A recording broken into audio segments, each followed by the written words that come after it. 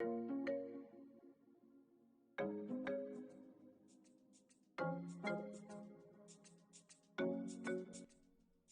to the STATMed podcast, where we teach you how to study in med school and how to pass board-style exams.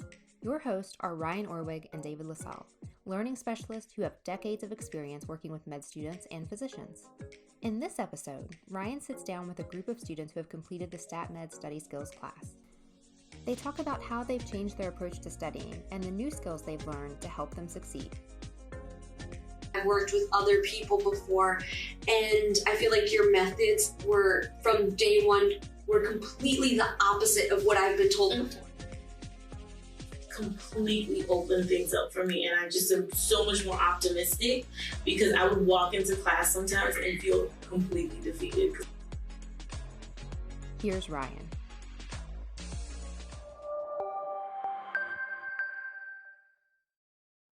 All right, guys, we just finished our STATMed class. It took about 9 days to get through all of the study methodologies, study skill sets, test taking skill sets, and time management skill sets for med students. And you guys have been gracious enough to come up here and talk a little bit about some of the stuff we did. So let's start off talking about why med school is such a ridiculously challenging construct to get through, right? So what are some things we talked about, like why we did the class, what we experienced after our first year of med school? What are some things we talked about? Who can share this? Well, the sheer volume of medical school, it's just so much, and you can't really just take it all in.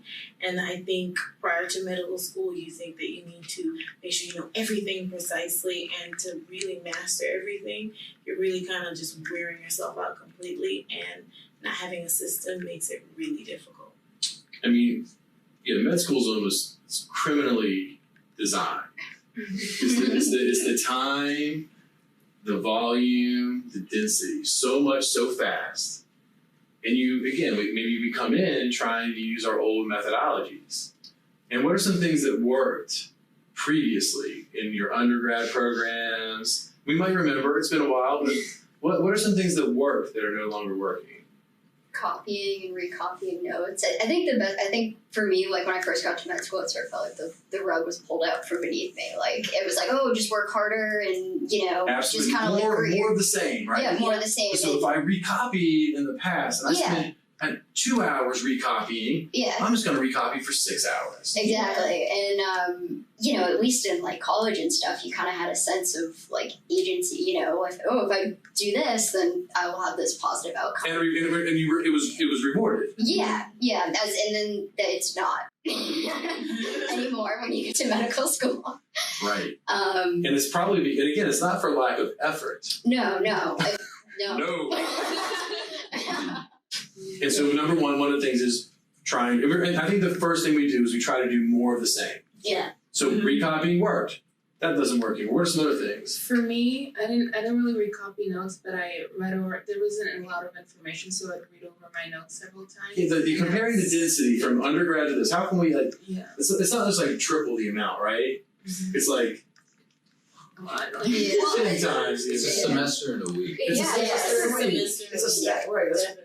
So what we're saying here is, it wasn't that you were recopying, it was that you could reread. Yeah. And what have we talked about with rereading? What happens when we reread now? Completely passive. It's completely passive. It's familiarity. It's once you've read it once, it's pretty much a waste of time. Yeah. And it's entrenching this familiarity, right?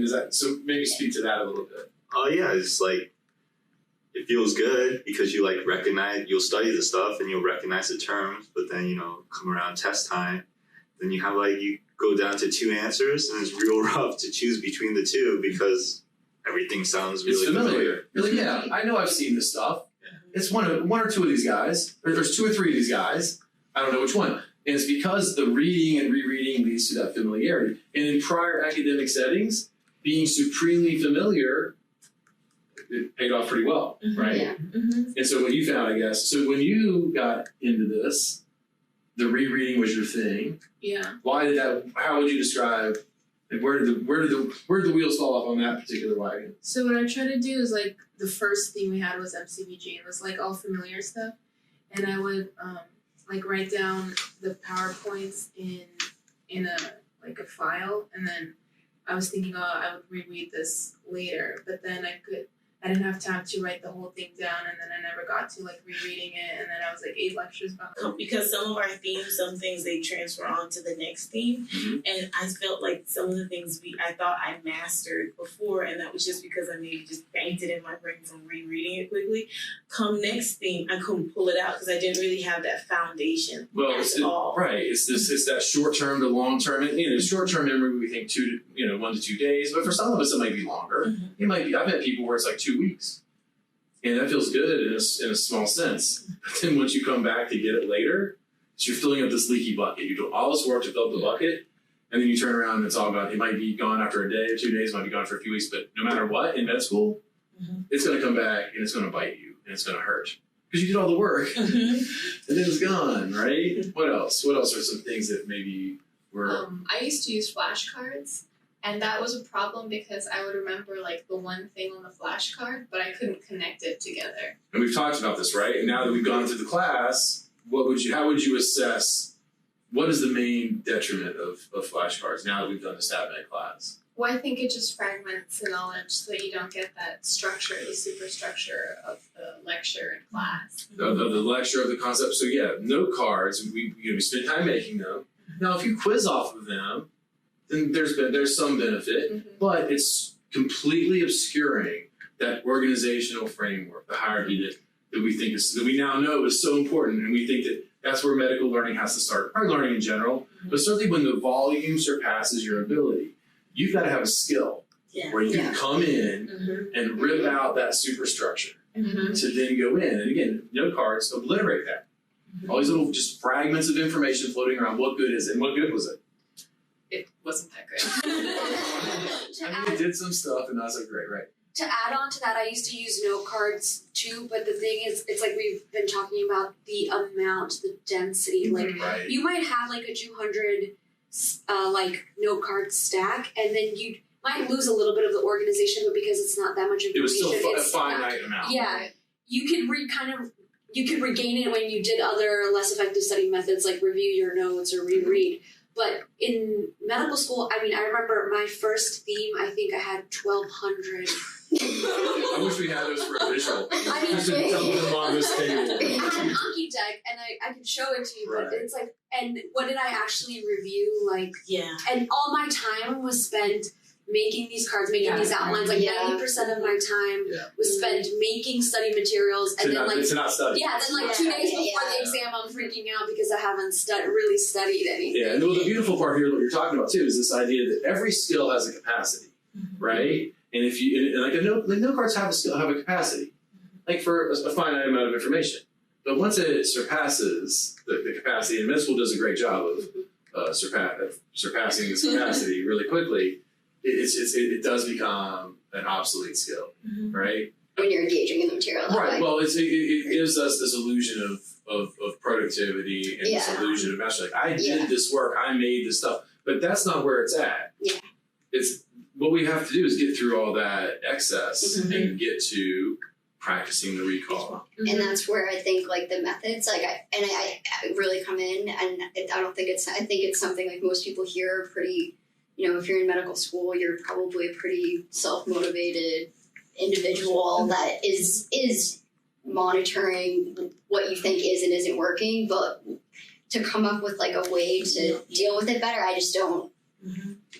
Trying to reinvent that wheel. Yeah, it's just in the semester, in the year. I think even outside would be hard. Even if you guys now in between first and second year, like even if it was like, hey guys, go invent your study method now, it'd still be really difficult to do, if not impossible. Yeah. You know the stakes now. You know the arena, but that doesn't mean you're actually equipped to go build that structure. No. And like, something I told a friend recently, we were talking about this class, is like, I think what everyone kind of falls into when you first, like, come into med school, unless you're one of those extremely gifted people, is like, not only are you reinventing the wheel, but you're reinventing the wheel while it's going like 100 miles an hour. So it's so difficult because the speed it's like we've said before, it's the volume, the like the detail that you're accountable for it all the way down. And then on top of that, it's being thrown at you at like 100 miles an hour. Yes. So and you have my main thing was I've learned a lot of different study skills. And You've worked with other people before meeting me. Yes. Right. And Me too. I have Yeah. been taught all these different things, and usually it was like one thing, and that's the only thing you should follow. Whereas with this class, it was the first time I got a foundation that I could stand on with all these little tools I can grab from if I need them. Because not everything works the same for every single subject. Right. And I would fall into Yeah. traps of trying to use what I was taught to use and spend more time on trying to make it fit than actually even learning or using it properly. And so having this where I have my base foundation for every single day when I walk into class.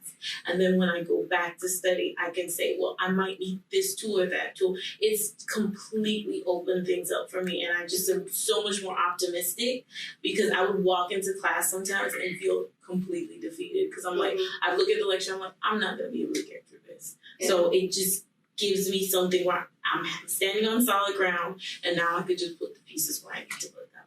It's pretty profound. So let's pivot a little and start talking about what are some of these, because I think what we do with the StatMed class is I want to give everyone a set of core methods that you have, that I think for the most part, I mean, you've got to be flexible, but, and again, we teach each of these skills individually in isolation, right? So you got solid, we're learning frameworking, going through different iterations, applying it, and then of course, to teach the skill, we've got to apply it to various medical constructs, different lectures, different review sources, where we're practicing, and that, I think, by learning each skill individually really helps. And it's for me, sort of, I guess, going over and over again about how these things work, and then bringing it together. So what are some of the foundational core methods that we're talking about? What are some of the ones that make the biggest difference? So the most important foundational core method that I've basically learned throughout this week was the frameworking tool. Yeah. And this has basically made med school, so med school has to be really adapted because each subject is different. Some subjects are much more conceptual, some are very detail based. In one theme that we had, we were learning renal physiology and respiratory physiology.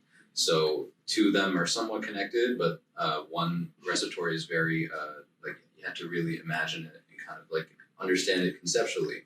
But what's so just useful about the StatMed methods are frameworking. You have this foundation to come back to, and it's your core method where you have this framework of the lecture, of the material, where you can always pull up, get a detail, and then draw it back to like what role does that detail fit into the lecture, which is really important. The frameworking is where we come in and we rip out, so that bird's eye view, single page, one view of the structure of any learning event. It can be single lecture, set of lectures, review chapter, whatever, right? Yeah. And I think that some people just don't build that structure.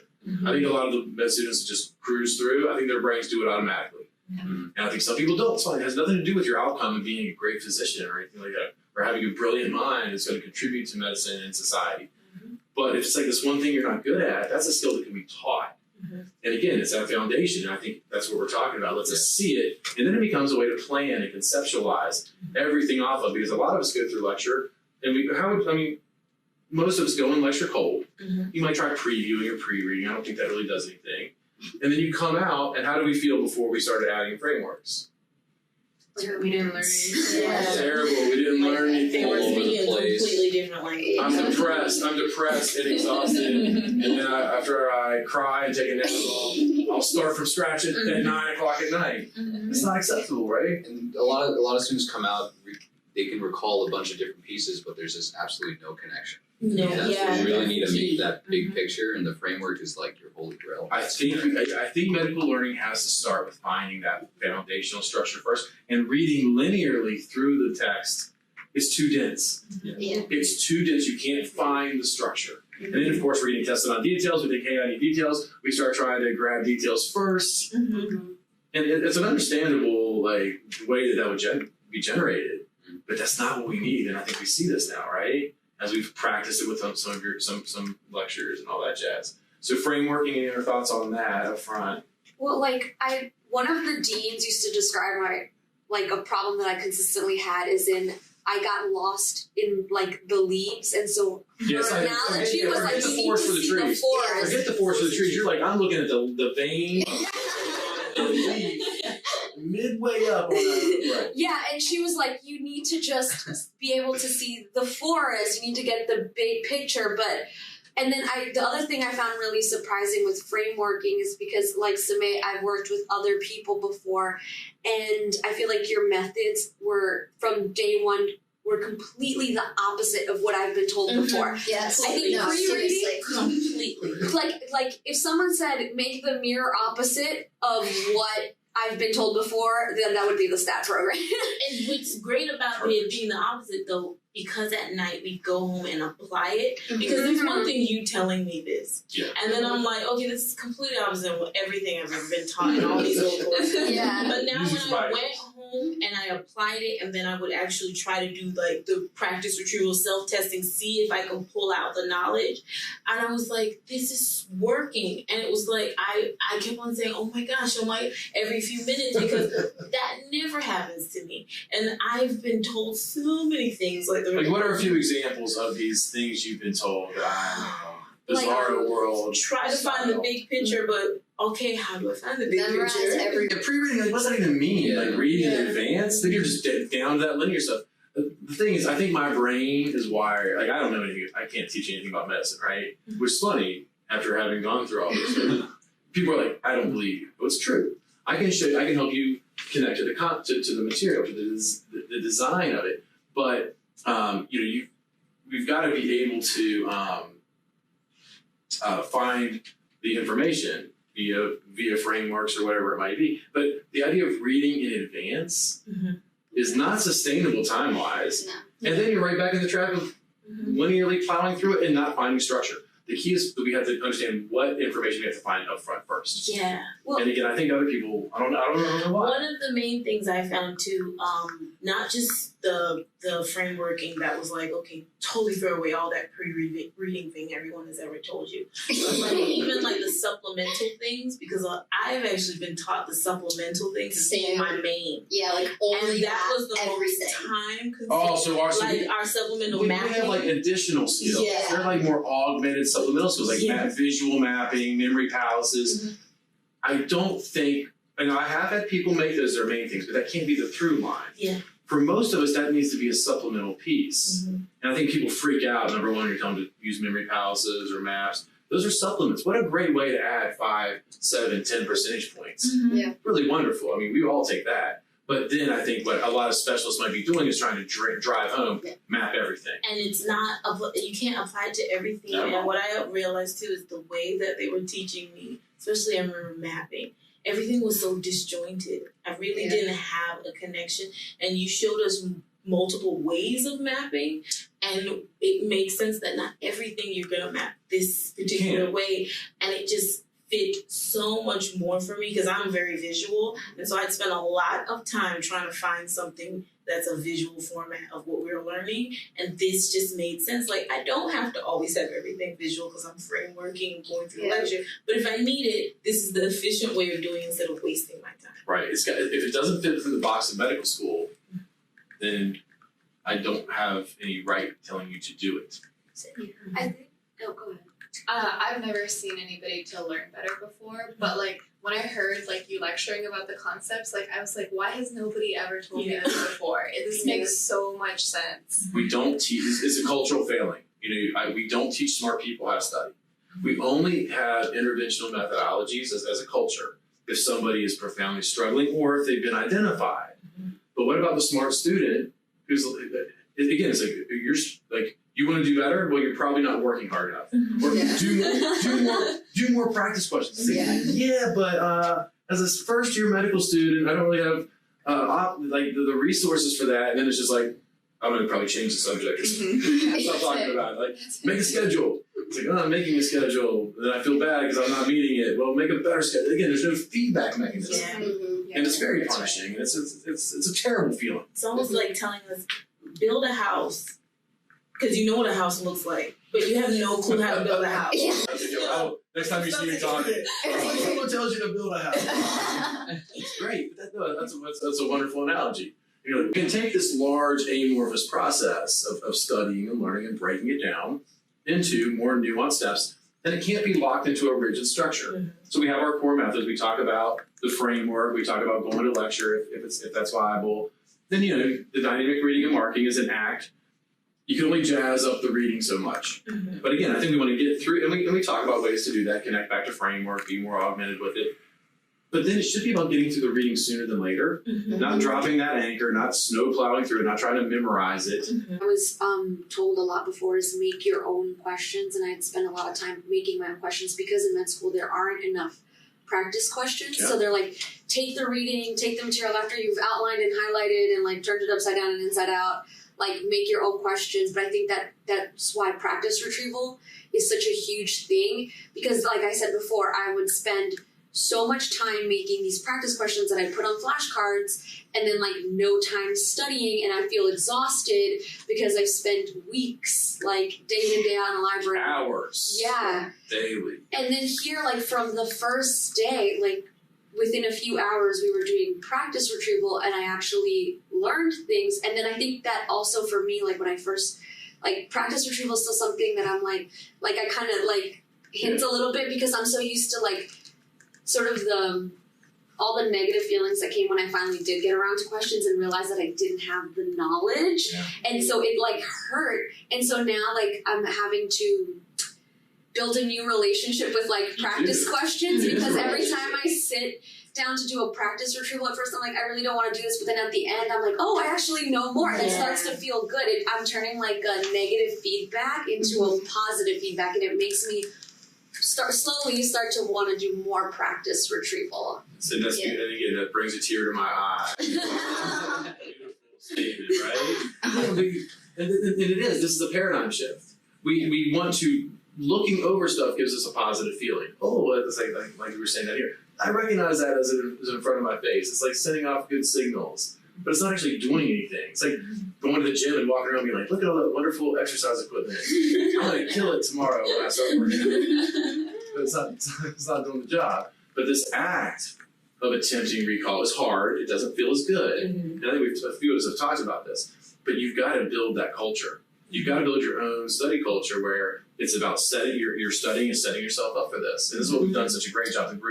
This group, such a big group, really working on acquiring the skills and finding ways to make it fit in the real world confines. Well, like I always knew active learning was like the best, and like right, because that's one of those buzzwords we've heard. We have heard about active learning. And it's then, like I'm going to be more active. And then you like to like practice recall, like that was really important. But I didn't have like a structure of how to do it. So then I had like all these different methods. Like I would make questions like for every lecture, and there were 40 questions per lecture, and that took like 2 hours per lecture. Or I would make like this, the GI theme, I made like 2,000 flashcards. So I cannot even imagine what 2,000 flashcards like. Were they virtual? Yeah.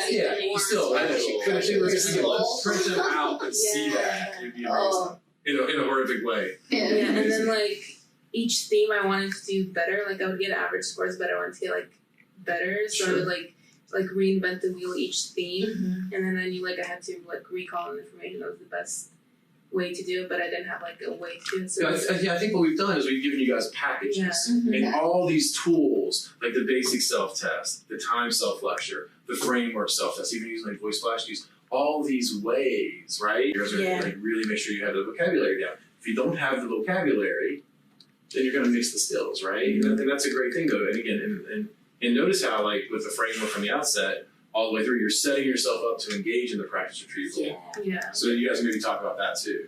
It's just a more efficient way, because like every year that passes by, we're gonna have less and less time. Yeah. So like that's the craziest part. Yeah. The main thing I got was like you have to get to that practice step, retrieval step as fast as possible. Like that doesn't mean having the most prettiest notes and like everything, but having the notes that will allow you to self-test. And keep in mind the anchor point of the structure. With the structure intact. I think that's the 1-2 relationship, right? Yeah. And it's great because you can come back to these notes, just how we talked about organization towards the end of the program. Like you have the framework sheet, you have the notes that you dynamically marked, and the way you should mark them would, as long as it facilitates you finding the answer quickly from your framework, you can really review these things like on your own. The ability to go back to material and not have to reread it. It's crazy, That's huge. And you can run self-diagnostics. And you're not relying on questions. Relying on practice questions is like fishing for minnows with a net designed to catch whales. You might catch a few little pieces. I mean, it's too porous. And again, we don't want to be at this level, and this is true all the way through, even boards, rotations, specialty. I mean, it's true all the way. I mean, once you can still roll in practice questions that are still too broad of a net. But this, I think, what you're talking about too, is the ability to help you become self-aware, without guesswork. Like I wasn't able to recall this. That's the change. You can see where it's breaking down. It's like, I don't know, the way I think of it is like having like a little toolbox, and before I had like a bunch of random God knows what in the toolbox. Some jaggedy pieces of metal. I was like smashing against things. Maybe smashing myself. But it gives you, you have a toolbox of ways to interact with the material that are like that are effective, and also options to sort of switch gears when you're sort of hitting. Any medical student will tell you, oh my God, like I just, I sit in the library for like 6 hours a day, and you hit a point of like diminishing returns, but but then not really knowing what to do from that. Being able to switch gears is a big deal. You're 30 minutes into your block, you can feel yourself. I have to read another slide. I'm just gonna pull one of these old tools out of my toolbox and bludgeon myself. Or be able to say, well, let me bust out a time self-lecture on the stuff I just read. Let me spend the last 20 minutes drawing a map. It's only 20 minutes. I'm going to spend 20 minutes on it. I'm going to jam it out. Let me, self-test off a memory palace I already made. Let me make some voice flashes. I mean, you can still stay on task, because that's not multitasking. No. You're still within the realm of working on what you're working on. And then you have your framework. So when you do transition back, you're like, oh, this is where I stopped, and I know that because I have this, as opposed to not knowing what the heck is going on in the lecture. And I tried that a few days ago, and I was surprised it worked, because I was sitting down and I was listening to the lecture, and I was trying to I was trying to just keep up with it, and it was like that terrible lecture that you gave us from like second year, and then I was I didn't think it was that bad. I thought we've had much worse. I mean, it was entertaining. I was just the messenger. It's one of those things where the professor works so hard on entertaining that he forgets to teach, and I'm just like, but I still need to know this material, and I don't, and like, great, that joke was funny, but like, I don't know what I'm supposed to know. And then I felt very overwhelmed, which is a huge thing with me in studying, is making sure that I keep my anxiety in check. And so I stopped and I was like, all right, I'm probably going to go for a walk or, do something. And I was like, let me try what Ryan said. Let me do a little practice retrieval. And I did it, and I did really well, and I felt really good about myself, and it like took 3 minutes, and then I went right back into the lecture, and I felt like refreshed. And I was like, and I was really skeptical about that, because like I told you, I just like, when I go into a practice room, I'm like, I don't want to do this. This hurts.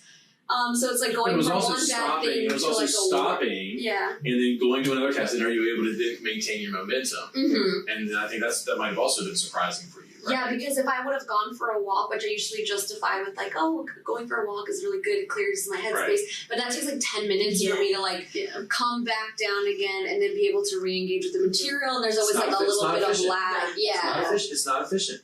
And again, we talk about, efficiency is one of those words we just throw around. Like, how important is efficiency here? In medical school? It's everything. I mean, you can get like, life or death. You can get, if you're really, really engaged in material, like you could get something done in an hour that you could otherwise literally spend an entire day just trying to grind through and be like, oh, I just watched like 400 YouTube videos trying to figure out what's going on here. And this sort of gives you back a sense of kind of like control. Your Well, I think you have management. I think I think you need to be able to break large tasks into smaller tasks. We talk about the academic study agenda. That's that sort of personal management tool. And I think as human beings, we like crossing items off the list. And you guys will be like, I need to get through lecture A, lecture B, and lecture C today. Go. That is not a good workflow. Yeah. That is like, you're gonna end the day with like one thing crossed off and feeling like a failure. Yeah. And it's not building momentum, right? So we built that skill. I mean, I think that's important. Yeah, that one was the key for me because I am notorious of like, I get a big sheet of paper and I just list everything that I need to do. And I was a bit too ambitious at times. And then I would only finish like maybe 5% of it, and I'd feel very defeated. But when I was breaking them down into little tasks and jumping around, because that was the other thing to me. I always want to go, and I always want to go up, and I just jumped around, and I feel like I got more done at the end of the. You will. Let's pivot a little bit because we probably are running it a little long. Let's maybe go around. Let's maybe talk about, I don't know, one skill, one insight, one comment or something. Yeah, maybe over here. I mean, you talk about maps, talk about memory palaces, talk about test taking. Yeah, the memory palace skill was really interesting. I had heard about it before, about people memorizing things based on like spaces, like their home or otherwise. But I didn't really know how to like put that into motion. It's a little more new. It's pretty mechanical, right? Yeah. Well, we have to be able to turn the medical concepts into non-medical imagery. Mm-hmm. That's one of the secret elements, right? Yeah, so and then like attach it to an object, Mm-hmm. and like learning how to do that, I thought was like super helpful. Like it helped me like break down a list of like long, complex words that I didn't really know, and sort of attach it to images that I did know, and I could get through a list of like 10 items really, really fast compared to before I would go over it and I'd only get 2 and then go over it again and I get 3 and then go over it again and then where is it? And then where is it 2 weeks, 2 months from now? So any other comments on memory palace stuff? I mean, Yeah.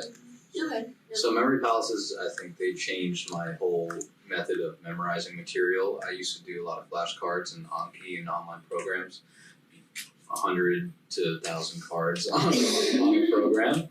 But memory palaces are really efficient because you use your own imagination, and it's just the crazier, the wackier the image. all the junk knowledge we have. Yeah. Mm-hmm. And you can take our pop culture, sports knowledge, all that stuff, and recycle it and actually use it for learning is crazy. And what is so beneficial again about the program is that you really learn its utility in medical school, its role in medical school, because you hear about memory palaces in media, and as we learn in the program, they're used for like memory competitions, learning them to like learn a stack of cards. But it is a different ballgame when you're trying to use it for your own utility. It's a whole complex skill set that is very learnable. Yes. But there's some blood, sweat, and some tears. Doing that on your own would be a hassle. It took me a good 5 years to build that system. Yeah. We don't have that long. No, we don't. I don't recommend going that route. Don't let me take that one for the team. I thought it was really nice the way that it was presented to you. It was such that it's not like here's a skill, like this is the one way that you can use it, and that's traditionally, I don't know about you guys, but how I've been given advice in terms to approach studying. It's, well, this is the way you have to do it, and that's that. That makes me nauseous. Yeah, same. No, but this was it's like you have the foundation, and then you can tweak it just like to suit your own needs, and I think that's is more appealing to me. It definitely seems, and then again, teaching it to like real medical stuff, real medical school information, like how do you apply it to all the different things we use, like common cause of pneumonia, Graves' disease, all that jazz, right? And then it being like a sort of just like a segue to becoming something that you ultimately know, even with. I don't know, even with some of the earlier maps and stuff we did, I'm like, I don't even necessarily need to think about my map anymore. I just know that this is, and this symptom is associated with this disease. And the scaffolding goes away, and you simply know the information. Yeah. One thing that I think probably everybody who signs up for a course like this really wants to know about the test taking. Mm-hmm. Because a lot of times people, they're studying to take an exam. Yeah. And well, your entire career is going to be dictated by performance on tests. Classroom, boards, shelves, in services, rest of your lives. And one thing I noticed about it, because I would say I'm not a the best test taker. I've never been, but having this method where, and this was throughout the whole course, where you're really trying to analyze how you think about things and how you get to the next point, and then how to tweak and change those ways so that you can make sure you get the most out of it at every moment. And what I even realized, even some of the people in our class who I would say they probably don't have as much problems or don't have problems at all with test taking, I would still hear them saying, oh, that's a good way. So I think even if you don't have an issue with test taking, having a method going into taking a test, I think gives you this peace of mind that you are actually going to be able to allow your knowledge to come out on a piece of paper. Because I always would tell my professors and my deans, I always felt like a caged bird. That I have all this knowledge, and during I'm kind of opening the door, and you could kind of see me, but the exam, the doors were just completely shut again. Yeah. And I feel like using this, although we won't be able to practice it as much, Right. but when we have the opportunity, I think it's going to let me really completely open the door. And I'm looking really forward to that part. The test taking stuff that I give you guys is pretty detailed, right? Yeah. It's not superficial. No. It's not about beating the test. It's not about deductive reasoning strategy or any of that garbage I don't care about. It's about cleaning up your interface, limiting the burden that you're trying to, so it's not collapsing on you as you're, and there's a lot of steps, right? Mm-hmm. And you think like, oh, you have 75 seconds per question.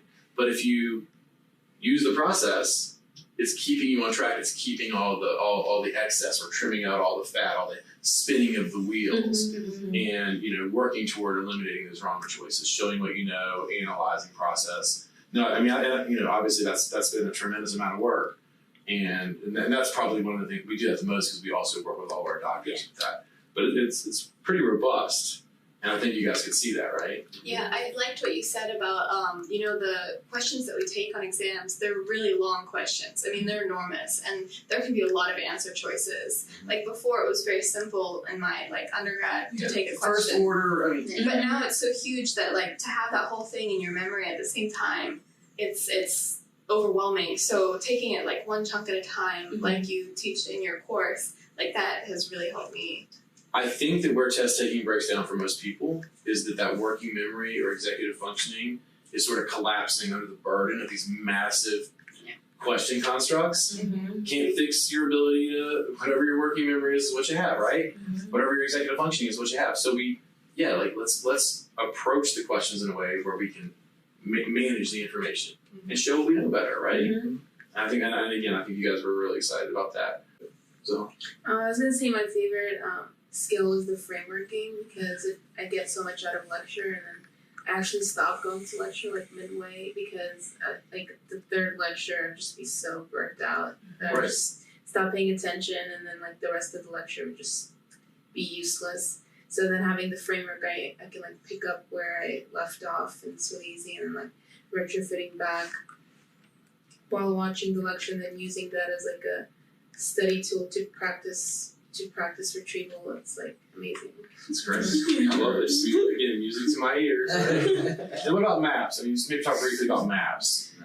I was really skeptical with the maps, but the reason I laugh is because now it's I don't think it's going to be one of my main study methods, because it is a little time consuming, but I really like it because I can sit down, I can conceptualize the map, I can do my rough drawing, and then because I'm a neat freak and I like everything to be colored in, and I can sit down and watch TV during my R&R time, but I'm sitting there coloring in my map, and so it gives me, and I like coloring. There's some therapeutic aspect. Yeah, and I used to use the Netter's coloring book, and because I think there's also a lot of guilt associated when you do have free time in med school. Yeah. So it made me feel just a little less guilty. I'm I'm watching TV, but look, I'm also coloring my map. And that's one of those rare instances where there's probably some value in that multitasking. I think the reason why I really liked it is because at first I thought that it was really silly, and I was I'll probably I don't draw, I'll probably. So tell us what you really think. But It's great. But then after the first practice retrieval, I had 100%, and then I completely left it alone. And then the next day we did it in class, and I remembered 90% of it. And the only reason that I didn't remember one of them is because it was my first map, and I didn't do one of the symptoms the way it just wasn't weird enough. Right. Yeah. And I still remember it. Yeah. Like if you were to quiz me on it right now, They're like, just I would really, still remember it. they're really effective in Yeah. coding mechanisms because they're all just visual pictures. Either if it's a memory palace, it's a visual in your head, where it's a map, it's a visual on a paper. Yep. And it's just something that's so easy to just retrieve because It's visual memory is more powerful, and you made it. There are those visual, like there are programs out there of pre-made visuals. It's fine, and if those work, use them. Yeah. But sometimes I think there's value in making your own stuff. Yeah. I have a lot of experience with mapping, but it's not the most efficient mapping, and so Right. this taught me how to make more links. And one thing I liked about this class, which is not something that's going to probably happen when we're out of the class, but having this as a group class.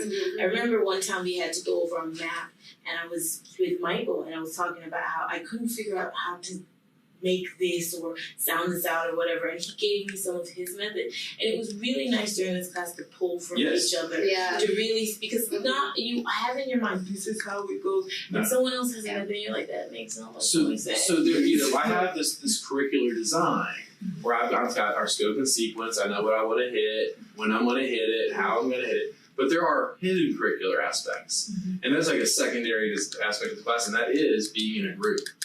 Being in a group, and I put you guys in this discussion groups, as sharing groups. It's not show and tell.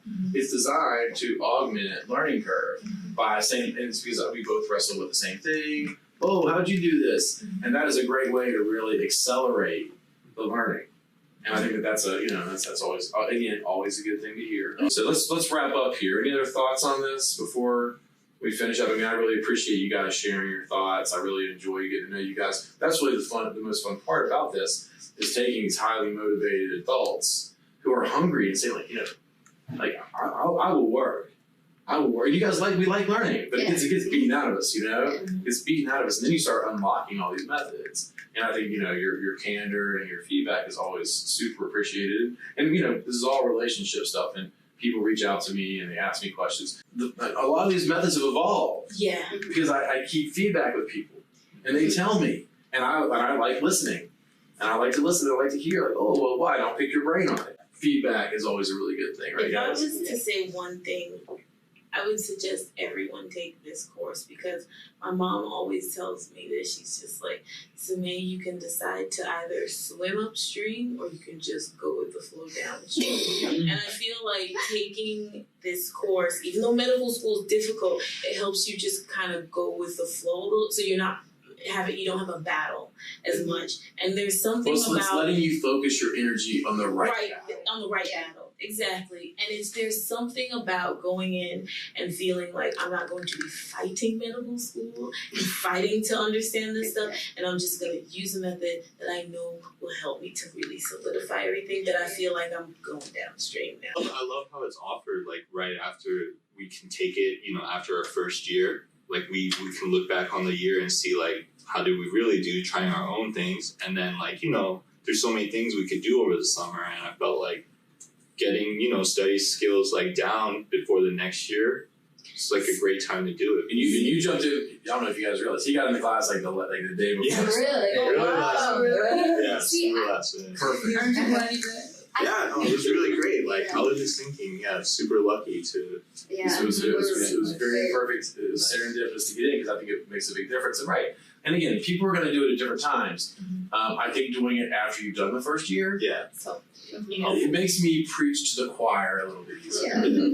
Because you guys know what the deal is. See, I wish we would have had it from, like, first year. So, like, when I do tours and stuff, I always tell people it's like medical school is like it's like the Olympics. Everyone is the best at what they do. Like, you're used to being number one, where everybody here is number one. We're all, like, running this Olympic race. And I know for me, especially because I took time off, it's like I was number one, but then I retired and I came back in. And it was like, but I didn't train up to it. I just started sprinting like the Olympic race. And so that's why I was like, I wish I had this beforehand, because this is sort of like the training, like, let's get, I think it's dependent on it does depend on the situation, I think for some of you guys, I would not have wanted to teach you, like, before you started med school personally. Maybe I wouldn't say it to you, maybe, I don't know, it depends on how it went. But I think for some of you, definitely after the first That's probably some of us do need to know the landscape and the battle arena of medical school. Mm-hmm. I mean, I can preach time, volume, density. It's crazy, but if you don't know, you don't know. So this just depends. I think that's good. I really appreciate you guys spending your time talking to me here in front of this camera and all this jazz. So thank you guys so much. We don't know how it's going to work for every individual because there are other variables to consider. Mm-hmm. But there is something to be said for, yes, this absolutely is about studying, but it's also about living and succeeding in medical school. Yeah. Well, and to add to that, I also feel like it gives you a cushion room because I sometimes like that free time is hopefully spent on improving your quality of life, but in med school, life keeps happening. Yes. And sometimes that extra time can sort of act like a cushion. So if something crazy happens in your life, you still have the studying part under control and you can still continue in medical school. If something happens in your family, if something happens in your health. Surgery. I Yes. sprained my ankle and was in a boot for like after the first month of class, and I had to, it threw everything off, and I wish I would have had that done. Absolutely. Mhm. Absolutely. So Yeah. I think that's all great, guys. Thank you so Thank you. much. Thank you. Thank you.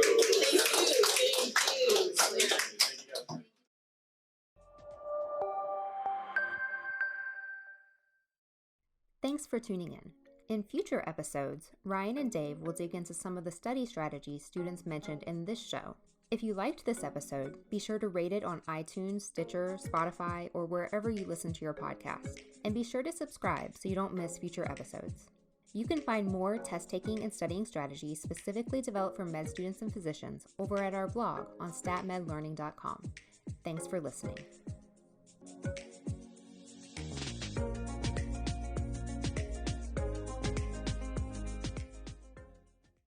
Hey there, Ryan Orwig from STATMed Learning. Thanks for watching.